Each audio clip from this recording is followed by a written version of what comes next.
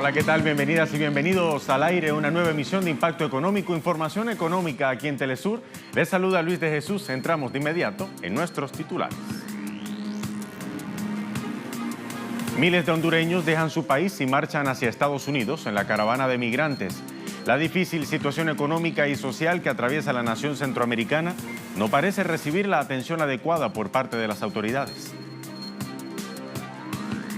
En nuestro contexto de hoy analizamos las posiciones a favor y en contra de países europeos hacia el megaproyecto gasífero Nord Stream 2, impulsado por Rusia y Alemania. Y en Economía 360, mañana miércoles arranca la cumbre de la Unión Europea para analizar la salida del Reino Unido del bloque comunitario. Y ante este escenario, Irlanda se prepara para un Brexit sin acuerdo. Aquí le contamos.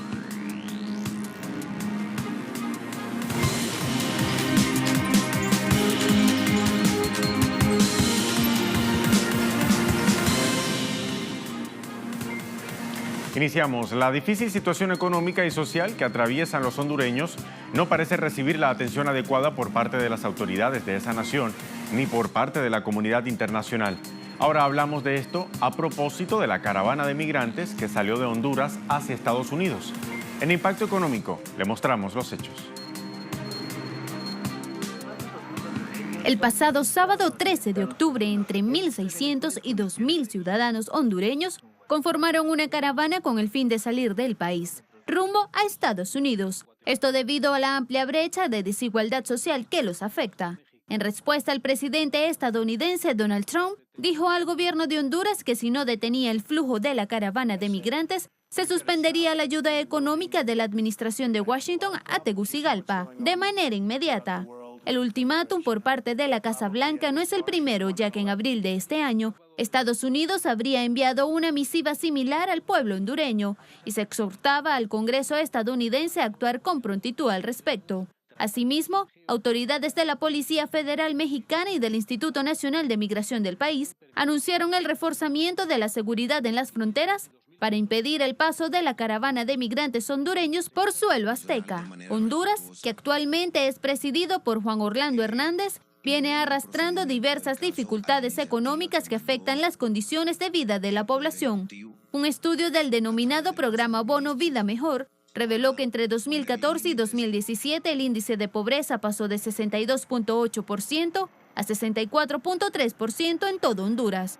En medio de esta adversidad económica, la distribución de ingresos en el país es ampliamente desigual.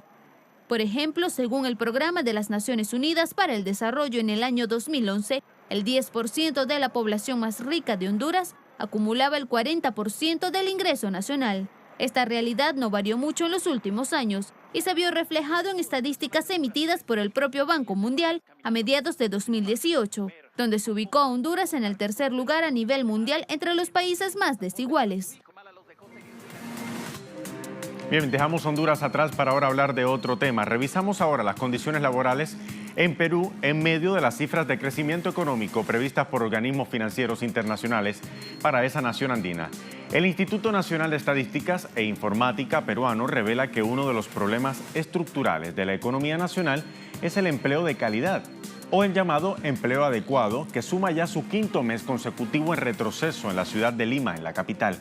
Se considera empleo de calidad a una jornada laboral completa y en el caso de Perú, un salario de 972 soles al mes. Pero las estadísticas del INEI señalan un retroceso de 0,34% y confirman una tendencia desfavorable en ese sector. Mientras, el subempleo lleva 33 meses consecutivos en alza y solo en la capital afecta a 1,7 millones de personas. El gobierno de Venezuela anunció este martes nuevas medidas en materia cambiaria en el país. Aquí le contamos que el vicepresidente sectorial del área económica, Tarek El Aizami, informó que el gobierno volverá a ofertar divisas en los meses de noviembre y diciembre de este año, luego de la recuperación de los precios del barril del petróleo a nivel internacional. Dijo que serían destinados 2.000 millones de euros al mercado cambiario nacional. Igualmente señaló que las transacciones se harán a través de la moneda del euro, el yuan y otras monedas convertibles para contrarrestar el efecto de las sanciones impuestas por Estados Unidos y así dejar de lado el dólar, que afectan precisamente al sector público y privado. El AISAMI también dio a conocer el respaldo económico que han recibido diversas industrias del país en los últimos meses y criticó las distorsiones que aún afectan la cotidianidad de la población. En estos 57 días que va del programa de recuperación, crecimiento y prosperidad, hemos subastado a través del sistema DICOM más de 60 millones de dólares. Pero además le hemos entregado bajo un mecanismo de financiamiento a los sectores de la economía real, a la agroindustria, a las industrias, a los laboratorios farmacéuticos y a otros grupos económicos nacionales, le hemos entregado divisas convertibles de manera directa, que suman cerca de 420 millones de euros al cierre de este año. Sin embargo, los marcadores especulativos, criminales, siguen pretendiendo imponer tasas y valores de cambio que no corresponden con ninguna lógica macroeconómica, ni mucho menos responden a fórmulas económicas racionales. Ahora bien, hablando de Venezuela, el gobierno bolivariano consolida alianzas internacionales en materia agrícola. Encontramos la información en el portal venezolano Últimas Noticias. Ahí lo tiene. Ministro Castro Soteldo se reúne con embajador de Qatar. Este martes, el ministro para la Agricultura Productiva y Tierras de Venezuela, Wilmar Castro Soteldo, sostuvo un encuentro con el embajador de Qatar, Rachid Mohsin El Fateiz, con el fin de fortalecer alianzas estratégicas y de cooperación en materia agrícola entre ambas naciones. Previo a la firma de estos acuerdos, en 2013 se había adelantado un preacuerdo entre Venezuela y Qatar en materia agrícola, donde se habló de la posibilidad de que Venezuela exportara frutas hacia el país árabe. Venezuela ya ha firmado 8 acuerdos bilaterales con representantes de Qatar en las áreas económicas, judicial, aduanera, deportiva y transporte aéreo.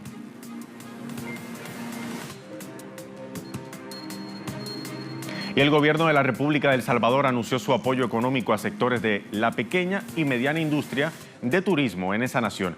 El Ministerio de Turismo salvadoreño adelantó que el gobierno aportará un capital semilla por $1 millón a través de la iniciativa Matching Grants, destinado a microempresarios de los departamentos La Libertad y Usulután.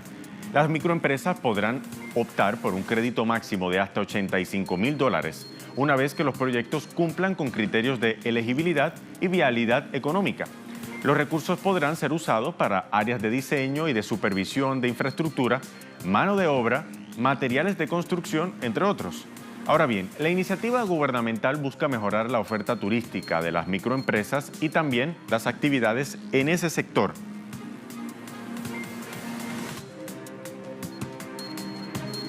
Y bien, hablando del Cono Sur, el Fondo Monetario Internacional anunció que tendrá una sede en Argentina para monitorear de forma más directa el cumplimiento del acuerdo por parte del gobierno de Cambiemos, de Mauricio Macri, tras solicitar un préstamo stand-by.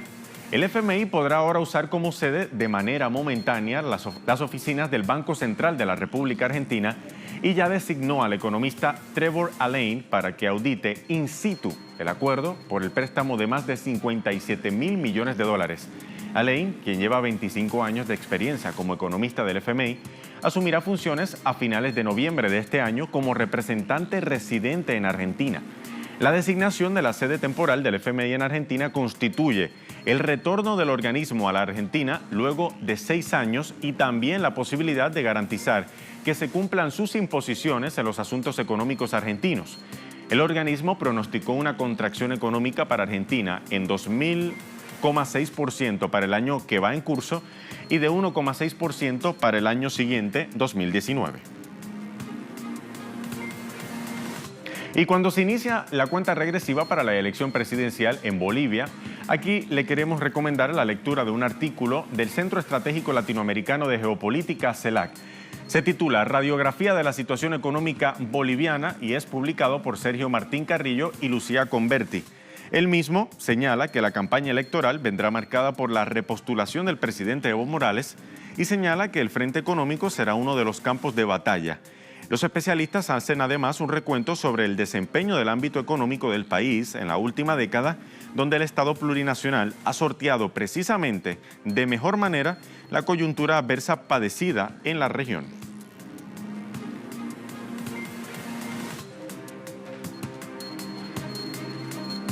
Llegó el momento de hacer nuestra primera pausa aquí en Impacto Económico. Al regreso, en Contexto en Economía, analizamos los detalles del megaproyecto del gasífero Nord Stream 2 que impulsa tanto a Alemania como Rusia, las ventajas y desventajas para los países europeos. Aquí en Impacto Económico, ya venimos.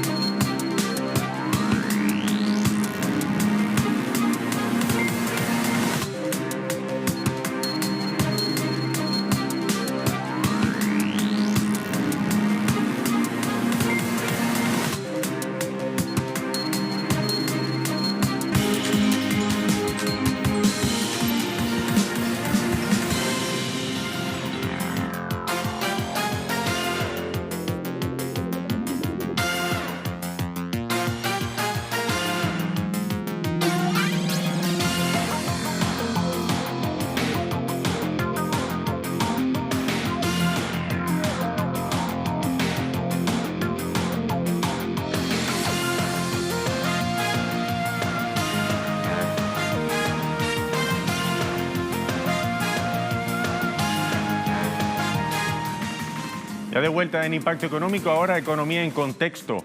El megaproyecto gasífero Nord Stream 2, impulsado por Rusia y Alemania, ha despertado posiciones a favor y en contra.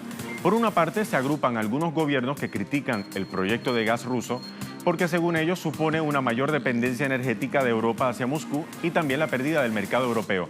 Mientras que, por el otro lado, hay gobiernos que respaldan el proyecto por lo estratégico y las ventajas económicas que ofrece. En nuestra Economía en Contexto de hoy, le ponemos en contexto.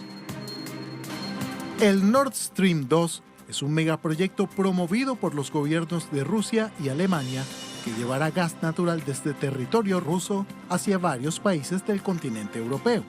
El mismo constituye la segunda rama de un gasoducto y se estima que su costo de inversión alcance los 11.000 millones de dólares. Se extenderá a lo largo de 1.200 kilómetros desde las costas de Rusia hacia suelo alemán, llevando hasta 55.000 millones de metros cúbicos de gas al año. La puesta en marcha del segundo ramal del proyecto gasífero ha despertado el rechazo de varios gobiernos de Europa y de miembros de la Organización del Tratado Atlántico Norte. El primero de ellos es Estados Unidos, cuyo presidente Donald Trump ha dicho que Alemania permanecerá cautiva a Rusia al suscribir acuerdos para el suministro de gas a través del Nord Stream 2. Asimismo, el gobierno de la Casa Blanca ha amenazado con imponer sanciones económicas para impedir la realización del proyecto, pero Rusia, a través de su Secretaría de Prensa, contestó que el país está en condiciones de financiar por sí sola el Nord Stream 2, si surge el bloqueo estadounidense. En Europa, el presidente de Ucrania, Petro Poroshenko, anunció en junio de este año la conformación de un frente para evitar la construcción de Nord Stream 2, debido a que el mismo le generará un costo de 3.000 millones de dólares en su presupuesto nacional, mientras que el gobierno de Polonia rechaza el proyecto porque sería más político que económico. En contraste, la empresa francesa Engie, uno de los socios de la estatal rusa Gazprom, que colabora con la construcción del Nord Stream 2, confía en que las sanciones de la Casa Blanca no obstaculicen la implementación del proyecto. La vicepresidencia de la compañía afirmó además que está en busca de aumentar fuentes de gas en el mercado europeo, tanto de Rusia como de otros países. Asimismo, Finlandia anunció en el presente mes de septiembre el inicio de la instalación de los tubos del gasoducto Nord Stream 2 en sus aguas territoriales marítimas y países de la región báltica, es decir, Lituania, Estonia y Letonia. Emitieron una declaración conjunta a fines de 2017, donde abandonaron su oposición al gasoducto ruso. Igualmente, el presidente de Austria, durante el mes de junio del presente año, señaló que para Europa no tiene sentido sustituir los suministros de gas natural licuado de Rusia por los de Estados Unidos por ser mucho más caro. Ahora bien, esto no culmina aquí porque en medio de esta disputa por el Nord Stream 2, revisamos cuáles son los países que más consumen o dependen del gas suministrado por Rusia en el continente europeo. Aquí lo tienen. Datos difundidos por Gazprom revelan que los principales países europeos que consumen gas ruso son Finlandia, quien encabeza la lista con un volumen de suministro de 125%. Le siguen Bulgaria y Grecia con un 106,7% y 96,4% respectivamente. Asimismo, la locomotora europea, Alemania, se beneficia del referido recurso energético que ofrece Rusia con un 61,9%. De igual forma, son beneficiados Francia, Italia y Reino Unido. También destacan otros países del bloque comunitario, como lo son Polonia y Ucrania, que a pesar de que se oponen al proyecto gasístico del Nord Stream 2, actualmente se benefician del suministro de gas ruso con un volumen de 64,2% y 44,6% respectivamente. Y mientras todo esto ocurre, las autoridades de Moscú también planean aumentar la producción de este importante recurso energético. Le contamos más detalles. El jefe del Departamento para la Extracción y Transportación de Petróleo y Gas de Rusia, Alexander Gladkov, dijo que Moscú será capaz de producir 83 millones de toneladas anuales de gas natural licuado. El funcionario precisó que la industria gasística podrá alcanzar dicha meta siempre y cuando el gobierno ruso lleve a cabo los proyectos planeados. De igual manera, Gladkov señaló que el ritmo del desarrollo previsto permitirá aumentar la cuota de Rusia en el mercado mundial del gas natural licuado del 4,5% al 15 y 20% hasta 2035. Momento de hacer una segunda pausa en Impacto Económico. Al regreso, entramos en Economía 360 y le contamos por qué mañana la Comisión Europea inicia la cumbre para analizar el Brexit y su salida del Reino Unido. También le contamos cómo Irlanda se prepara precisamente para la posibilidad de un Brexit sin ningún acuerdo. Ya venimos.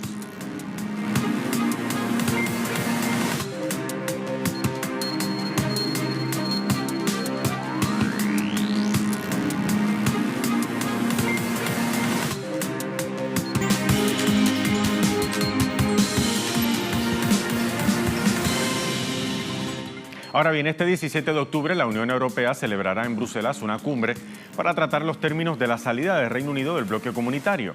Mientras esto se da, Irlanda se prepara entonces para un Brexit sin acuerdo o la posibilidad de ello.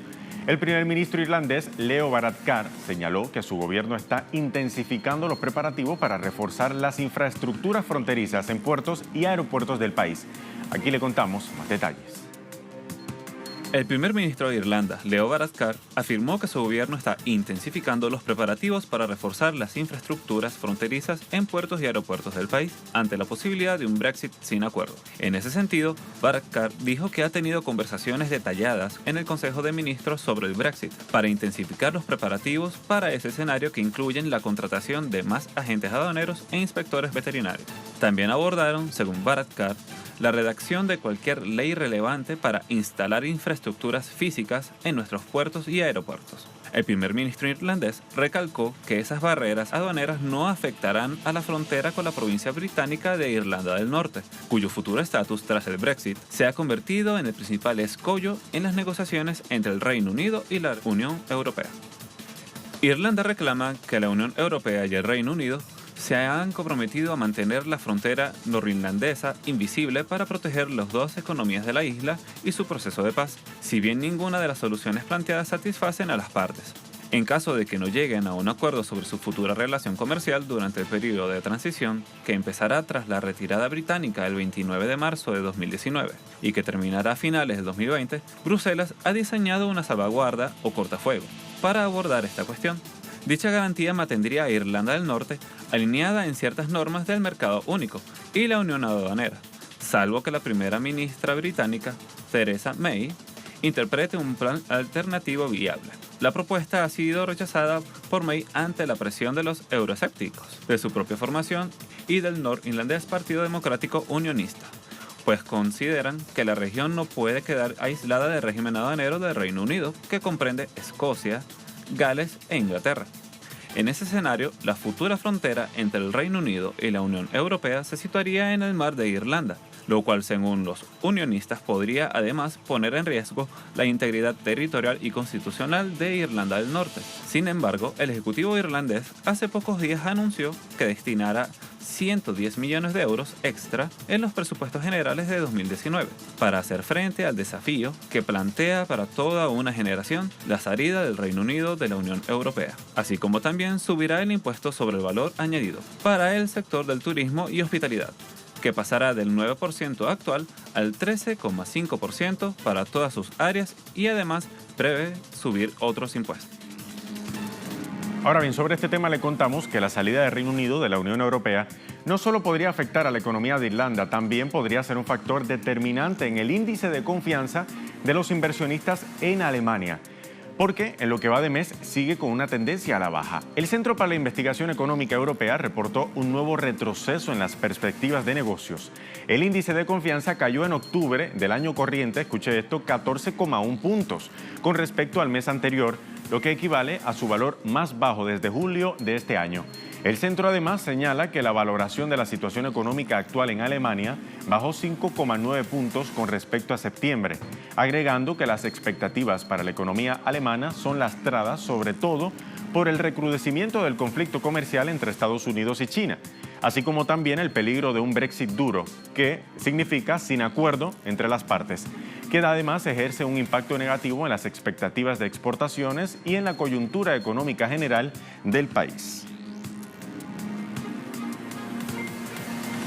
Y ahora le contamos que Grecia fue el país de la Organización para la Cooperación y el Desarrollo Económico, mejor conocido como OCDE, donde más creció la pobreza infantil durante la crisis económica pasada.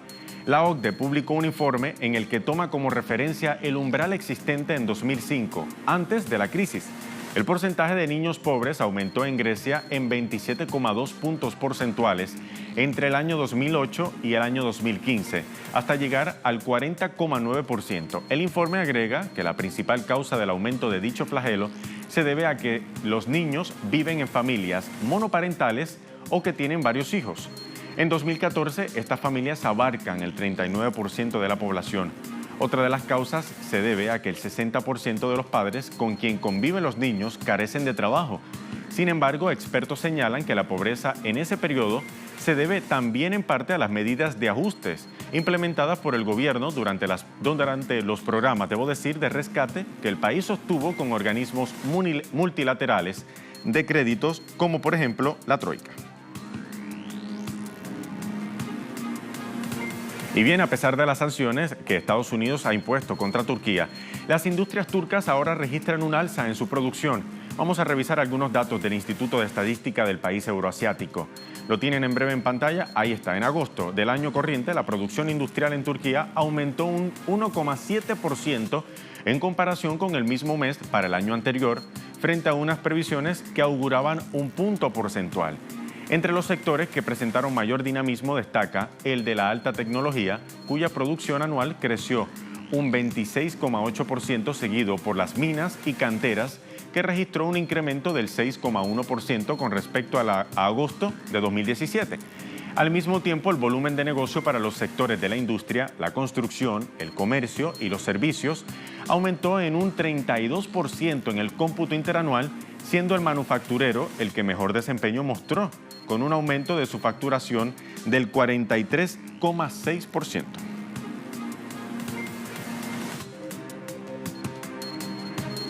Y escuche esto, el secretario de Estados Unidos, Mike Pompeo, se reunió este martes en la capital saudí de Riad con el rey Salman bin Abdelaziz para tratar el caso del periodista Jamal Khashoggi, desaparecido desde el pasado 2 de octubre, después de entrar en el consulado de su país en Estambul. El secretario de Estado viajó de emergencia por encargo del presidente Donald Trump para abordar el caso.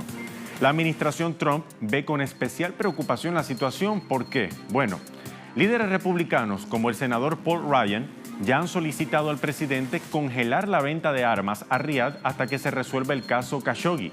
Sin embargo, el propio Trump dijo la semana pasada que no quiere suspender la venta de armas a Riad, ya que de hacerlo, Arabia Saudí recurriría a Rusia o China para adquirir armas por valor de $110.000 millones.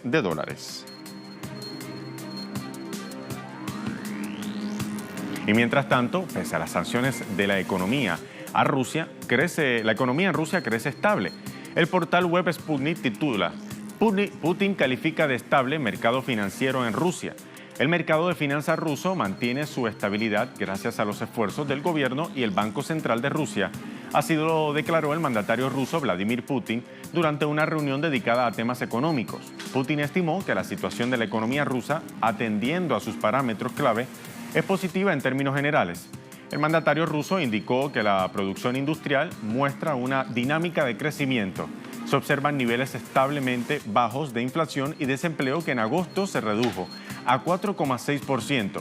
Ahora bien, en cuanto a los resultados del primer semestre de este año, Putin señala que las inversiones en el capital base de las empresas y organizaciones incrementaron en un 3,2%. Asimismo, dijo que crece el tránsito de cargas con un crecimiento de 3% en los primeros 8 meses del año y la venta minorista de 2,7%.